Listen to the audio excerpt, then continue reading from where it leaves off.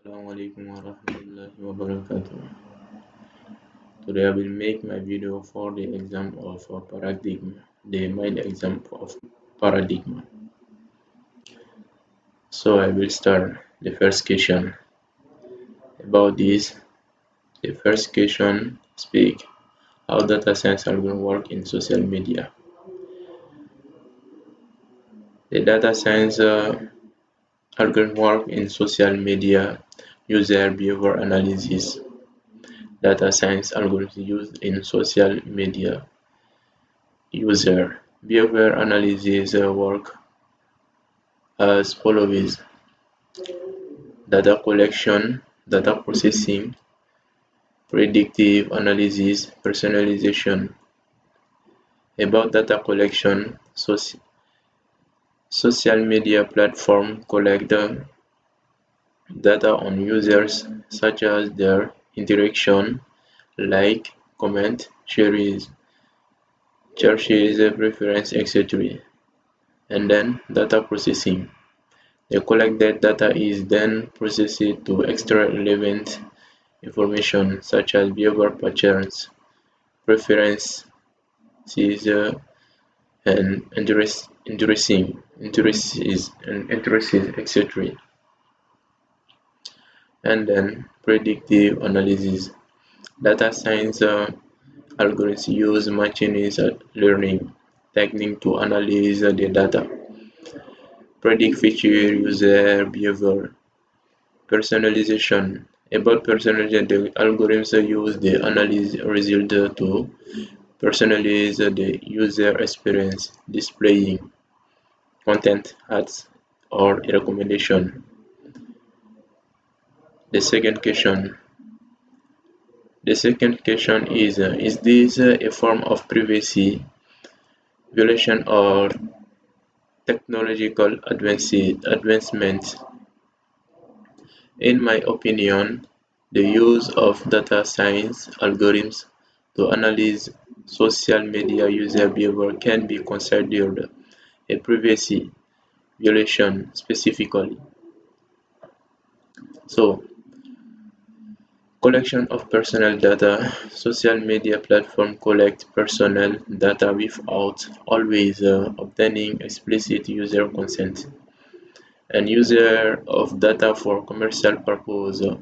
The collect data is often used for commercial purpose such as target advertising without user being fully aware. And then lack of transparency. The data science algorithms used to analyze the data are often opaque, making it difficult to understand how their data is being used. Research question. Question C.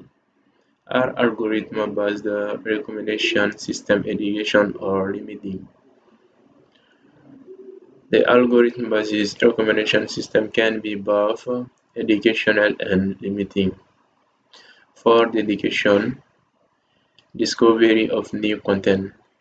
Recommendation algorithm can help users discover new content, artists, or creators they might not have found otherwise. Personalized experience can get to us the personalized experience. Algorithm can personalize the user experience based on their preferences and interests. And the limiting are filterable, lack of diversity, and influence on opinions. About the filterable recommendation algorithm can create a filterable that limits user exposure to content that doesn't match their preferences. Then lack of diversity. About this, algorithms can favor the most popular, similar content to users' preferences, limiting the diversity of content presented. Influence on opinions. Recommendation. Algorithm can influence users' opinion and belief by presenting content that reinforces their existing biases or conviction. And the question 2. The question 2.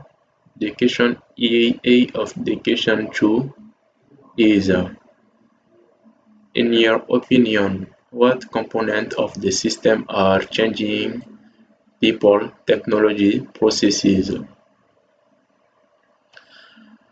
in this transformation? Component of the system changing in this transformation, in my opinion, the following components of the system are changing. For the technology, the adoption of digital technologies such as mobile banking, chatbots, and digital teller is transforming the banking industry. And for processes, banking transactions are now being done independently by customers, reducing the need for traditional teller services. And for people, the role of banking employees such as teller and customer service representative is evolving to focus more on service consulting and advisory services. The question B of the question 2. What are the positive and negative impact of the paragraph shift on the workforce and service quality in banking?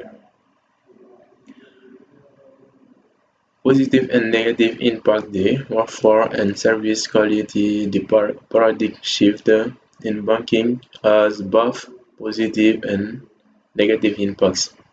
For the positive impacts, increasing efficiency, improving customer experience, new job opportunities.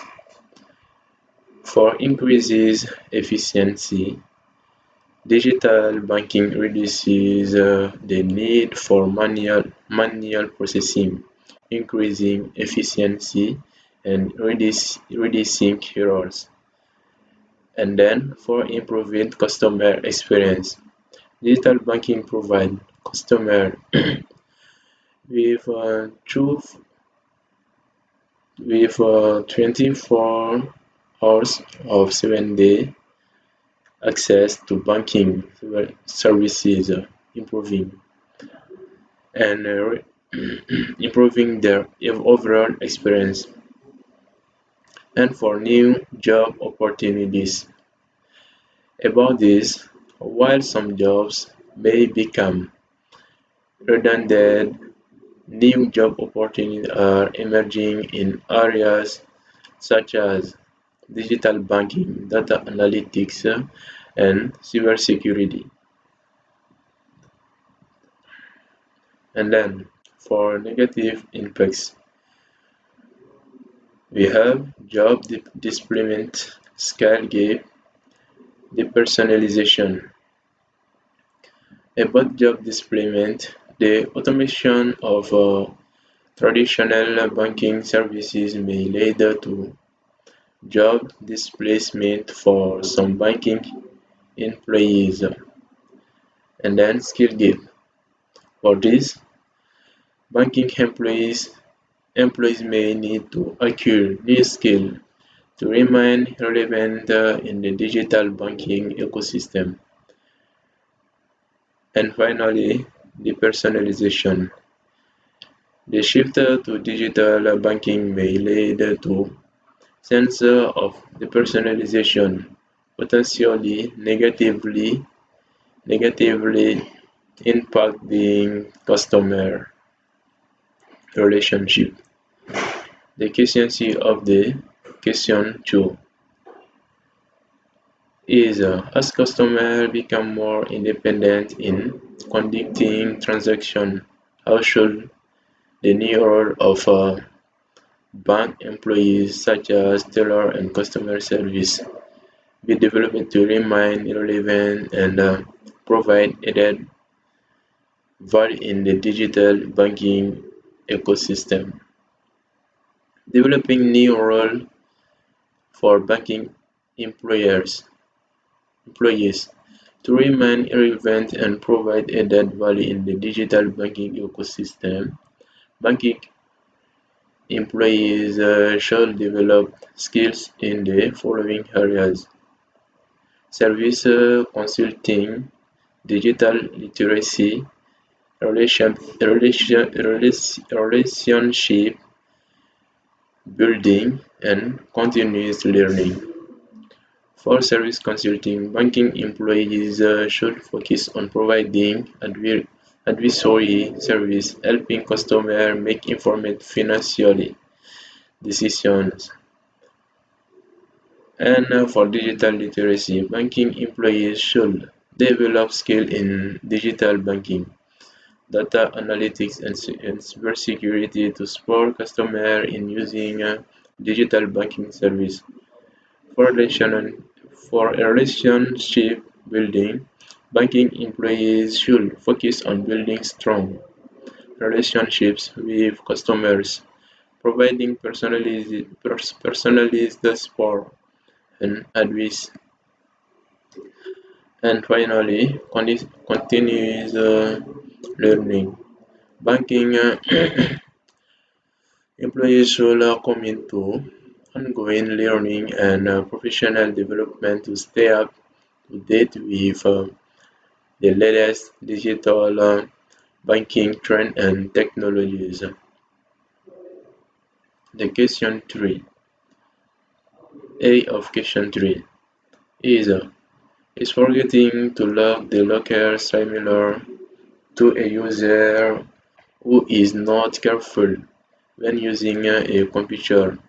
For example, not using an antivirus, using a weak password so that it is easy to be hacked, or clicking a link carelessly, accidentally clicking a stupid link. The answer of this similarity between forgetting to lock a locker and careless computer use. Yes, for me, yes. Forgetting to lock a locker is similar to a user being careless when using a computer in both cases. Negligence, increasing risk, preventable. For negligence, the user is negligent in taking necessary precautions to protect their belongings or digital assets, increasing the risk. This negligence increases the risk of loss or damage, whether it is physical or digital. Preventable. Both scenarios are preventable if the user takes proper precautions, such as locking the locker or using antivirus software, strong password, and being cautious when clicking links. The question B of the question 3. The question is, can we mistake of not using antivirus using weak password or clicking random links pose the same risk as technical error in the system? Example, bugs in the program or leaking study grade data in Diakite. Comparison of user mistakes and technical errors. While both user mistake and technical error can pose security risk, They differ in terms of origin, preventability, impact. For origin, user mistake originate from human error, whereas technical errors stem from system vulnerabilities or bugs. Preventability. User mistakes can often be prevented through education, awareness, and best practices, whereas technical error may require more complex solutions, such as software update or patches. Impact. The impact of user mistake can be just as severe as technical error, as seen in cases of phishing, ransomware, or data breaches resulting from weak password or careless leaking.